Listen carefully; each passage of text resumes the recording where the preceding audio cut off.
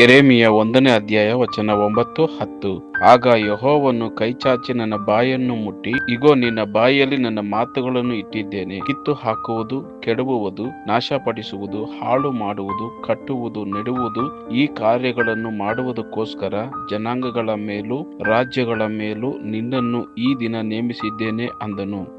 Jeremiah chapter 1 verse 9-10. Then the Lord reached out his hand and touched my mouth and said to me, I have put my words in your mouth. See, today I appoint you over nations and kingdoms to uproot and tear down, to destroy and overthrow, to build and to plant. यिर्मयाह अध्याय 1 वचन 9 और 10। तब यहोवा ने हाथ बढ़ाकर मेरे मुंह को छुआ और यहोवा ने मुझसे कहा, देख, मैंने अपने वचन तेरे मुंह में डाल दिए हैं। सुन, मैंने आज के दिन तुझे जातियों और राज्यों पर अधिकारी ठहराया है, उन्हें गिराने और ढा देने के लिए, नष्ट करने और काट डालने के लिए, या उन्हें बनाने और रोपने के लिए।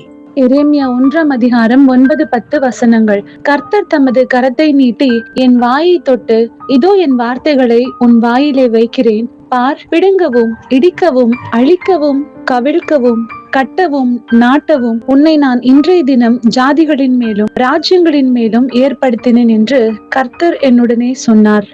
యెరెమీయా 1వ అధ్యాయం 9-10 వచనం. అప్పుడు యెహోవా చేయి చాపి నా నోరు ముట్టి ఈలాగు సెలవిచ్చెను, ఇదిగో, నేను నీ నోట నా మాటలు ఉంచి ఉన్నాను. వెల్లగించుటకును, విరుచుటకును, నశింపజేయుటకును, పడద్రోయుటకును, కట్టుటకును, నాటుటకును నేను ఈ దినమున జనముల మీదను రాజ్యముల మీదను నిన్ను నియమించి ఉన్నాను.